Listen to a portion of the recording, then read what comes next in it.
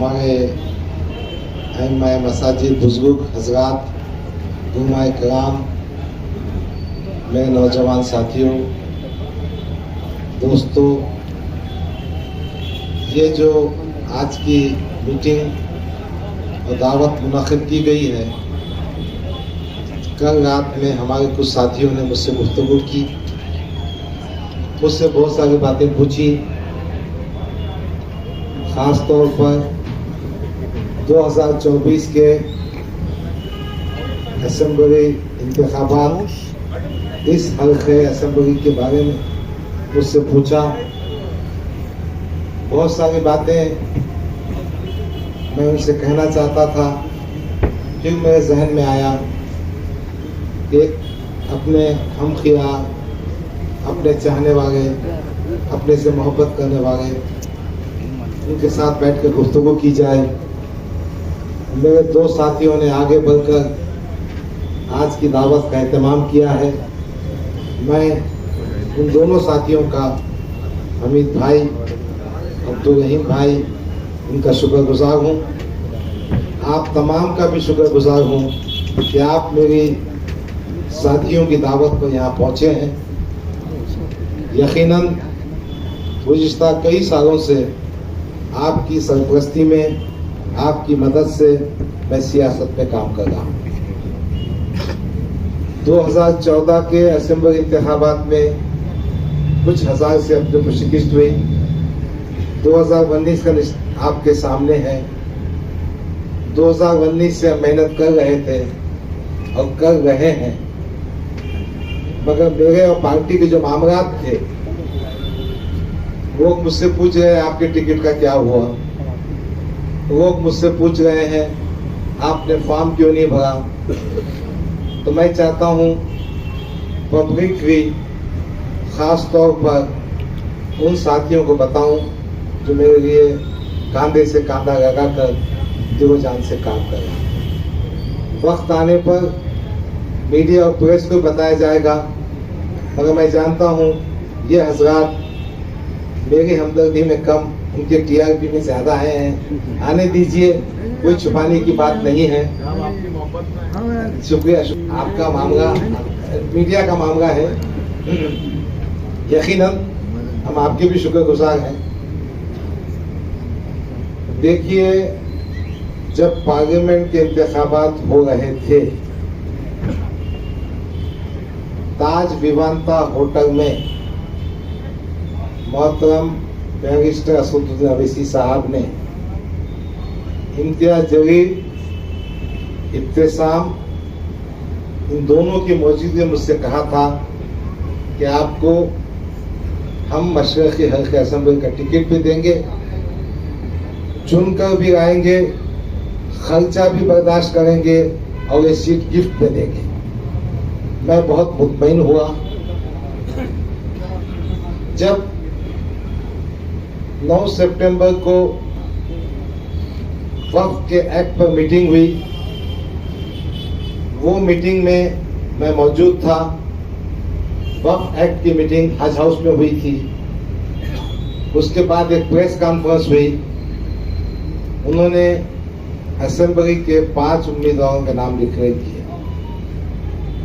मुझे थोड़ा धक्का बैठा, फिर मेरा नाम क्यों नहीं आया। मैं इस पसोपेश में था, हो सकता कोई मसलियत होगी, अपना कायद है, उन पर एतमाद करना चाहिए। फिर उसके बाद मुख्तलिफ अफवाहें, मुख्तलिफ बातें सुनने को मिली।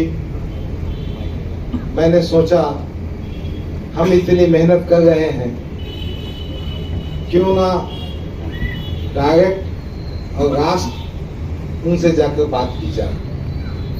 21 सितंबर को मैं हमारे ड्राइवर इरफान के साथ बाय एयर हैदराबाद गया, दारुस्सलाम पहुंचा। साहब का कोई प्रोग्राम चल रहा था। मैं उनकी गाड़ी के पास जाकर खड़ा। मैंने असदुद्दीन अवैसी साहब से कहा, साहब मुझे 5 मिनट का वक्त दीजिए, मुझे आपसे अहम और ज़रूरी बात करनी। उन्होंने कहा नहीं, मुझे स्कूल के फंक्शन में जा रहा है। मैंने कहा भाई मैं आपकी गाड़ी में बैठता हूँ, मेरी बात सुन लीजिए। उन्होंने पूछा है कब तक है आप? मैंने कहा मैं जब तक आपसे बात नहीं हुई उसके लिए मैं आया हूं। वो शाम के मुशायरे में आप आ जाइए। ठीक है, अब कायद है, पार्टी के सुप्रीमो है, बात तो सुनना पड़ेगा। मैं वापिस होटल पर आया, मैं सोचते रहा। मैंने एक व्हाट्सएप डाला, फिर उनका जवाब आया, फिर मैंने व्हाट्सएप डाला। वो व्हाट्सएप भी मैं पब्लिकली डिक्लेयर करूंगा, बताऊंगा। मेरे समझ में ये आया कि पार्टी सुप्रीमो के पास मेरे लिए जो गुज़िश्ता 10 साल से पार्टी का काम कर रहा है और माली मामलात में अल्लाह के फजल करम से बेदाग हूं, जेब से पैसे खर्चता हूं। मैंने लाखों करोड़ रुपये पार्टी के लिए कौम मिलत के लगाए हैं। मैंने कोई एहसान नहीं किया, मैंने अपना हक अदा किया। मैं महाराष्ट्र का कारगुजार सदर था, जहां मॉब लिंचिंग वहां पहुंचा, मगर मुझे थोड़ा सा तकलीफ हुई। मैं मुशायरे में नहीं गया। सुबह की फ्लाइट से मैं वापस आ गया और दिन भर सोचते रहा। फिर मैंने सोचा एक खत तहरीरी शक्ल में अपन बैरिस्टर सुंदरवी साहब को देना चाहिए। वो खत मैंने 23 तारीख को भेजा, उनको 5 बजे मिला। वो खत की कॉपी आपको दे देता हूँ, अल्लाह ने चाहा तो चंद दिनों में अखबार में भी छाप दूंगा। वो खत मैंने उर्दू में तहरीर किया था। मैंने उसका हिंदी में जो देवनागरी लिपि पर लिखा हूं, पहले मैं आपको खत पढ़कर सुना देता हूं। वो खत कुछ इस तरह है। मोहतरम असदुद्दीन अवैसी साहब, कौमी सदर मजलिस इत्तेहादुल मुस्लिमीन और मेंबर ऑफ पार्लियामेंट हैदराबाद, अस्सलाम वालेकुम रहमतुल्लाहि व बरकातुहू। उम्मीद के मिजाज गिरामी बखैर होंगे। हफ्ते के दिन बतारीख 21 सितंबर आपसे मुलाकात हुई। फिर व्हाट्सएप पर मैसेजेस आप तक पहुंचे, आपका जवाब भी आया। मैंने महसूस किया कि मैं अपनी बात आप तक सही और मुकम्मल अंदाज में पहुंचा नहीं सका, इसलिए इस तहरीर के जरिए आपको अपनी बात बता रहा हूं। सदर मोहतरम, मेरी उम्र 66 साल की हो चुकी है और मैं समझता हूं 2024 असेंबली इलेक्शन मेरी जिंदगी का आखिरी इलेक्शन हो सकता है। 2014 के असेंबली इलेक्शन में मैंने पहली बार मजलिस के टिकट पर 60,000 वोट लिए थे। 2014 से 2019 तक मैंने मेहनत की। 2019 में 80,036 वोट हासिल किए। अब यहाँ के जो पॉइंट्स है वो सुन लीजिए। 2019 में मेरा टिकट बहुत देर से डिक्लेयर हुआ, जिसके नतीजे में गैर यकीनी कैफियत सूरत हाल थी। समाजवादी पार्टी और एमआईएम महाराष्ट्र के दूसरे असेंबली हलकों में गठजोड़ हुआ, मगर मेरी गुजारिश के बावजूद मेरे मशरक़ी हल्के असेंबली में समाजवादी उम्मीदवार करीम कुरैशी आया और 5,555 वोट खाया। इस तरह नुकसान हुआ। उस जमाने में हमें कुछ भी नहीं है, वो बताया आपको। मैं आपके बात सुना देता हूं। आसिम विखार साहब हमारे उत्तर प्रदेश के प्रभारी स्पोक्स पर्सन थे। 2019 में उनका मुझे फोन आया। उन्होंने कहा कि डॉक्टर साहब, आपके हल्के में समाजवादी का उम्मीदवार आने वाला है। आप कहे तो मैं रोक सकता हूं, मगर मुझे इसमें सदर मोहतरम बैरिस्टर असदुद्दीन साहब मुझसे कहेंगे तो मेरा सियासी खत में इजाफा होगा, जब भी मैं कहूँगा। मैंने इमीडिएट बैरिस्टर असदुद्दीन साहब को फोन किया उन्होंने कहा कि इम्तियाज जलील साहब बंबई में आए, 2019 की बात कर रहा हूं, अक्टूबर की, और अपना और समाजवादी पार्टी का गठबंधन हुआ है। गोवंडी में हम अबू आसिम को पार्टिबा दे रहे हैं, भाईकगा में उन्होंने वारिस पठान को पार्टिबा दे रहे हैं, भेवंडी में उनका जो उम्मीदवार था उसको वो पार्टिबा दे रहे, दूसरे हल्के में वो पार्टिबा दे रहे। आपके पास भी पार्टिबा होगा, बेफिक्र रहिए, इम्तियाज जलील साहब वहां मौजूद हैं। कैंडिडेट आया, उम्मीदवार ने इलेक्शन करा, माहौल खराब किया। मुझे तो समझना चाहिए ना कि क्या किया जा रहा है मेरे साथ में। ऐसा हुआ है, और यही बात मैंने जब उनसे कही थी तो कहा था कि मशरक़ी हल्के असेंबली की टिकट हम आपको देंगे और चुन के भी आएंगे, गिफ्ट देंगे। तो इस तरह से 2019 में ऐसा मेरे साथ किया गया। पूरे महाराष्ट्र में समाजवादी पार्टी और एमआईएम साथ में, औरंगाबाद मशरक़ी हल्के में समाजवादी का उम्मीदवार। मैंने क्या समझना चाहिए? क्या अतुल सावे को जिताने के लिए, क्या देवेंद्र फडणवीस के बोलने पर गफ्फार खादी को बगल का बकरा बनाए क्या? फिर दूसरी बात जो मैंने तहरीर किया, आपको याद होगा कि इम्तियाज जलील ने रियासी सदर बनने के बाद, वो किस्सा बड़ा खास है, सुना देता मैं, छुपाता नहीं। 25 जून 26 जून की बात होगी, प्रकाश अंबेडकर, मैं, इम्तियाज जलील और असदुद्दीन अवैसी दिल्ली में बैठे थे सीटों की बाटाघाटी के लिए। प्रकाश भाई को आने को थोड़ा टाइम था,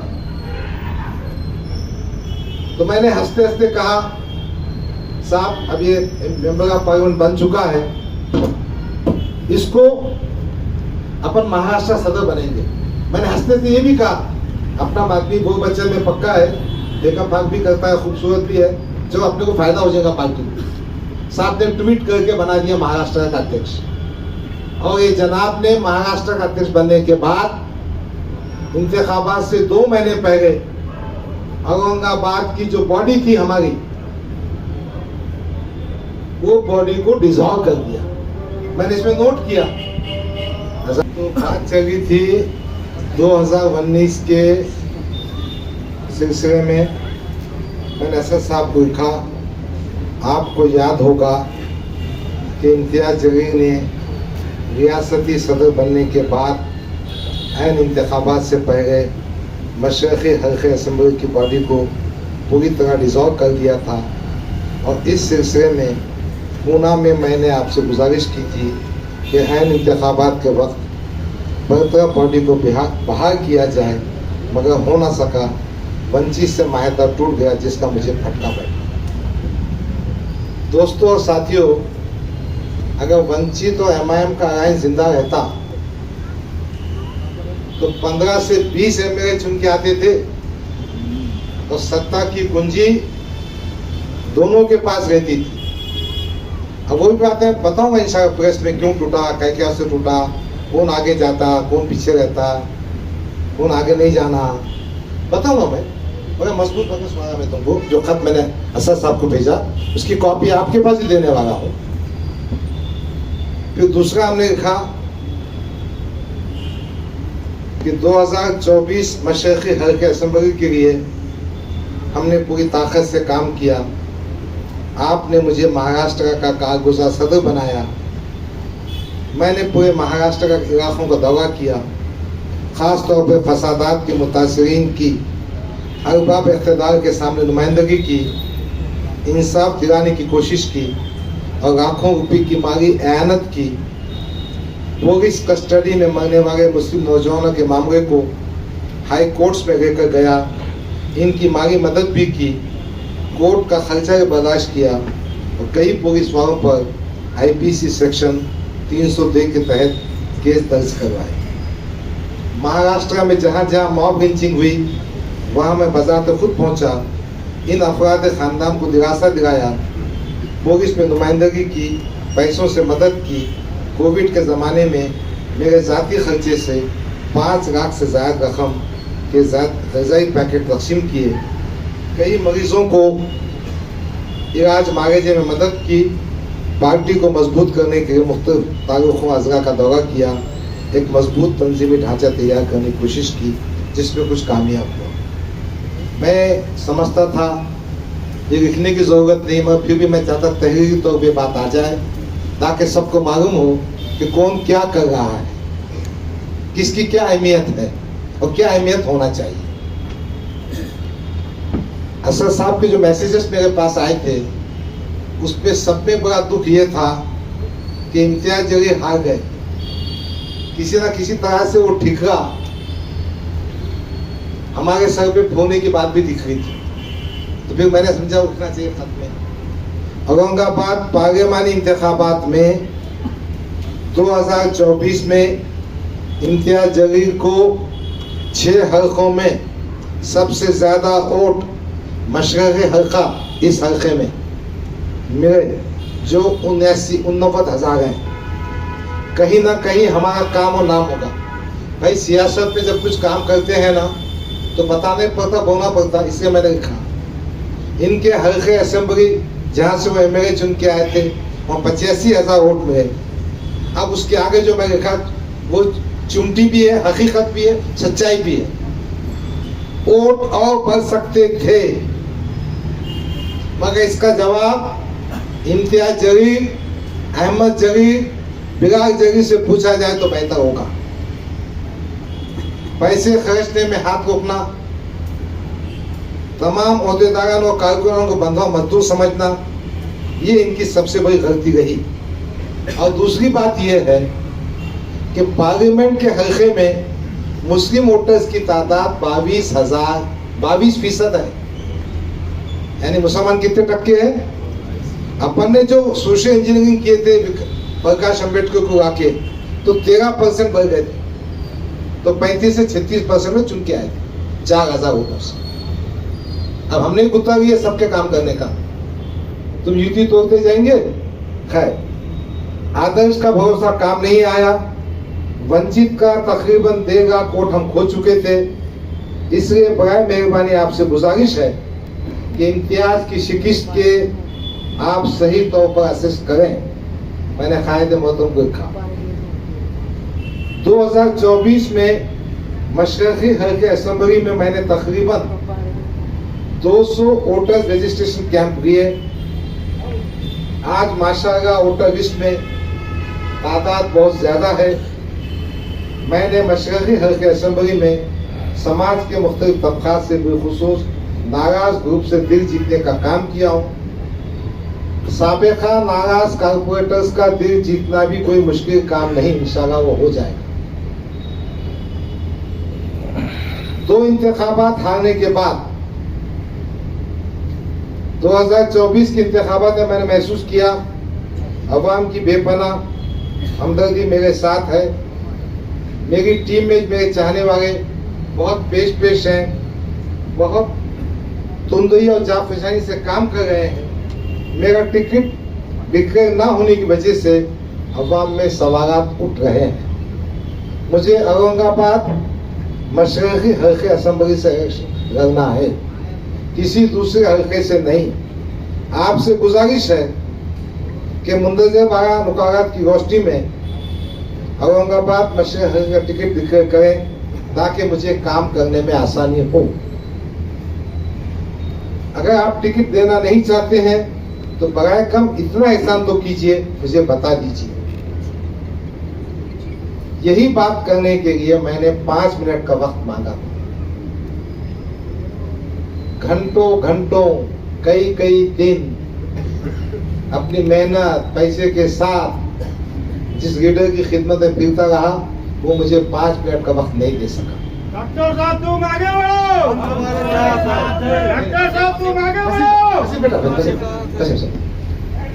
यही बात करने के मैंने आपसे 5 मिनट का वक्त मांगा था, मगर मुझे ना मिल सका। एक बात और जिक्र करना जरूरी समझता हूँ, आप जो कहेंगे वो पार्टी फंड देने को मैं तैयार हूँ। और मुझे पार्टी की तरफ से इलेक्शन की कोई हमारी मदद नहीं चाहिए। सिर्फ आप और अकबर भाई हमारी तशरीह मुहिम में आना जरूरी है।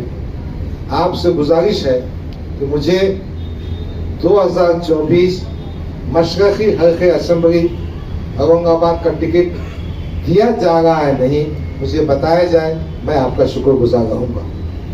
एक और बात की गुजारिश है, इस तहरीर के जवाब में ताख़ीर ना करें तो बेहतर होगा। 23 तारीख को मोहतरम बैरिस्टर सदर अभी साहब को भेजा, शाम में 5 बजे व्हाट्सएप और मेल वगैरह भेजा हूँ, उसका रिकॉर्ड मेरे पास मौजूद है। और आज 8 तारीख है, कोई जवाब नहीं, कोई कांटेक्ट नहीं। फिर मैंने महसूस किया कि बात समझना चाहिए, इसलिए मैंने फॉर्म भी नहीं भरा, न डीडी भरा, न दरखास्त दी। मैंने ये महसूस किया कि अपने को जिस तरह से 2019 में टिकट देके जुबा किया गया है, अब टिकट नहीं देके जुबा करने का कार्यक्रम हो सकता है। क्यों? जब टिकट दूसरी पार्टियों के बढ़ जाएंगे, जब दूसरे दरवाजे बंद हो जाएंगे, जब हमको रिफ्यूज करने के बाद हम कहां जा सकें? देखो भाई, सियासत में वो क्या करते हैं, अपने मकसद के आगे जाते हैं। यही उन्वान, यही बात मैं आप तक पहुंचाना चाहता हूं। मैं एक बात मानता हूं, यहां जितने भी लोग बैठे हैं वो जिम्मेदार हैं, मेरे सरपरस्त हैं। मैं सिर्फ आपसे ये पूछने खड़ा हूं, आप मेरी रहनुमाई कीजिए, मुझे रास्ता बताइए, मैंने क्या करना चाहिए। मैंने ऐसा महसूस किया कि मेरी पार्टी एक कमजोर कैंडिडेट देना चाहती। आज मैंने इस हल्के में इतना काम किया है कि अल्लाह के फजल करम से ये सीट MIM के टिकट पर चुनकर आ सकता हूं। और कौन ऐसी पार्टी है जो विनिंग कैंडिडेट को टिकट ना देते हुए ऐसे कमजोर कैंडिडेट टिकट दे जो अतुल सावी की जीत की वजह बने? बस यही सवाल। अब मुझे क्या करना चाहिए, आप मुझे बताइए। मैं कई रातों से सो नहीं पाया। मेरे अफराद खानदान मुझसे पूछते हैं कि गफ्फार खान जी, तुमने यहाँ 5 लाख दिए, यानी 2 लाख दिए, यहाँ गए, रात में जाके दिन में घूमे, और तुम्हारी पार्टी क्या कर रही? मेरे वो साथी जो मेरे खाने से खाने का काम करते हैं, उनका सियासी मुस्तकबिल क्या होगा अगर ये फैसला इम्तियाज जलील करता है?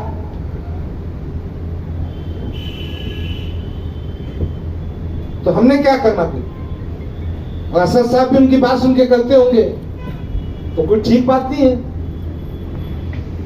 भाई, मुझे अच्छी तरह से याद है, जहां जहां फसादात के वास्ते मैं गया, ये मोहतरम इम्तियाज जलील हमारा तो फोन उठाते ही नहीं।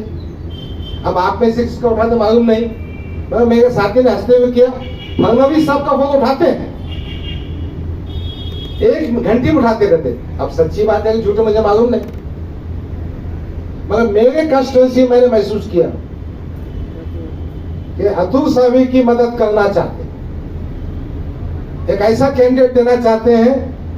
चूंकि मैंने 2019 के बाद से 2024 तक मेहनत की, घर घर गया, हिंदू बेल्ट पे भी जाता हूं, मुस्लिम बेल्ट पे भी जाता हूं, मस्जिद के पुराने रिश्ते भी हैं, और मुझे पूरा यकीन है पार्टी ऐसा काम बताना चाहती है कि हमारे सब दरवाजे बंद हो जाना, हमने कहीं जाना नहीं, जो बाद में डिक्लेयर कर देंगे हम टिकट नहीं देंगे। भाई, तुम रईस लश्करी का टिकट डिक्लेयर कर रहे, जुम्मा 8 दिन से पार्टी में आया, फारूक शाब्दी का टिकट डिक्लेयर कर रहे, इम्तियाज जलील का टिकट डिक्लेयर कर रहे, तो हमने क्या गुनाह करा भाई? हमारे में क्या खुश बताओ। हाँ, हमने कहा था कि 5 मेंबर ऑफ पार्लियामेंट जो अपन ने टिकट दिए थे, उस्मानाबाद, पूना वगैरह, बहुत सी बातें थी। हमने कहा था शिवसेना को वोट देने के बारे में, हमने वो मैं बताऊंगा बाद में।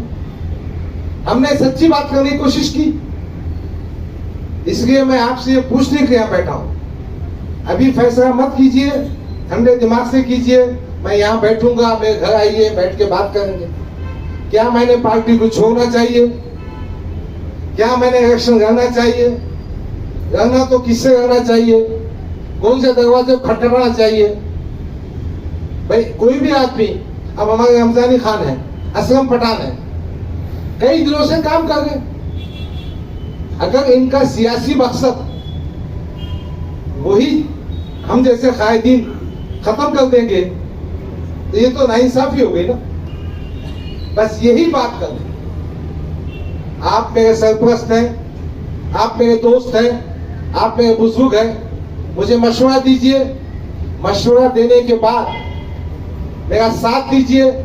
हम सब मिलकर कम से कम इस असेंबली हल्के में एक मजबूत क़ियादत पैदा करें। मुझे ये भी मशवरा दीजिए कि मैंने क्या करना चाहिए। देखो, हम सब आपस में जुड़े भी हैं। किसी की दिल आजारी मुझसे कभी हुई होगी, मगर मेरा यकीन है हम में से हर फर्द कौम के लिए, मिलत के लिए बहुत जिम्मेदार। मौलाना इशाती साहब आए, मुझे गुजारिश है आगे आए। और मैंने सोचा अब 23 सितंबर के बाद 8 अक्टूबर आ चुका है, मैंने भी कोई फैसला करना चाहिए, धोखे में नहीं आना चाहिए। इसीलिए मैं आपके पीछे आया, आपसे गुजारिश कर रहा हूं, मुझे मशवरा दीजिए। आपको ठीक दिखता है तो साथ दीजिए, मेरा ख्याल रखिए।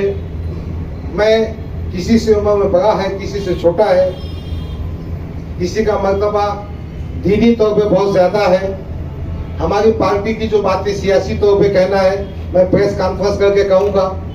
अलबत्ता एक गुजारिश करूंगा कि जो खत मैंने तहरीर किया है वो कॉपी अपने साथ में ले जाएं, घर बैठकर ठंडे दिमाग से सोचें। अगर इसमें से कोई बात गलत होगी तो आपका जूता और मेरा सर है, मैं आपसे माफी मांगूंगा और सियासत से तसबरदार हो जाऊंगा। खुदा बेहतर जानता है, मैंने सियासत को पैसा कमाने का जरिया नहीं बनाया। खुदा बेहतर जानता है कि फिरका परस्तों से कोई कंप्रोमाइज की बात मैं नहीं करता। खुदा जानता है मैं अपने भाइयों की इज्जत देता हूं। मैं ये कभी नहीं कहता कि कोई शख्स सियासी तौर पर मुसलमान दूसरी पार्टी में है तो मेरे जूते की नोक पे रखता हूं। मैं कभी नहीं कहूंगा। मैं कभी ये नहीं कहूंगा कि नामों से रसूल का जुलूस निकालो और संजय सिंह साठ से जाके गले मिलो, ऐसा गले मिलो जैसे पिछले हुए भाई। मैं ये नहीं कहता कि हम फडणवीस का फोन रिसीव करेंगे। मेरे लिए हमारे खुर्रम भाई का फोन अहम है, आप सब जानते हैं। मैंने कभी फोन रिसीव नहीं किया होगा तो मैं 15 मिनट के बाद, 1 घंटे के बाद रिटर्न कॉल मांगता हूं। बस आप इन बातों को सही समझते होंगे। यकीन मैं गुनाहगार हूं, साहब, मुझसे गलतियां होती होंगी, कभी किसका दिल दुखा होगा। मैं हाथ जोड़कर माफी मांगता हूं, अगर के मुझे माफ कर दीजिए। दूसरी बात, क्या आप नहीं चाहते कि अच्छी क़ियादत पैदा हो? बस यही सवाल, यही मशवरा, यही बात करने के आपके बीच आया था। बहुत सारी सियासी बातें, बहुत सारी अंदर की बातें मेरे पास है। जब सियासी सफर आगाज होगा इंशाअल्लाह आपके सामने आऊंगा। मैं बहुत सारी चीजों का चश्मदीद गवाह भी हूं, मैंने मुखालफतें भी की है, मगर मैं इस नतीजे को पहुंचा हूं कि कोई भी फैसला करने से पहले हमारे साथियों से पूछना चाहिए। कल इत्तेफाक से कुछ मेरे साथी मेरे पास आए, वो आप दीदा हो गए, उनकी आंखों से आंसू बहने लगे। साहब अपन इतनी मेहनत कर रहे, अपना कुछ पक्का नहीं है, आप ऐसा क्यों खामोश बैठे?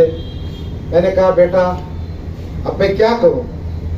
उसमें से एक साहब ने आगे बढ़कर कहा हम एक मीटिंग रखते हैं। तो मैंने कहा ठीक बात है, अपन सब साथ में खाना भी खाएंगे, गुफ्तगू भी होगी।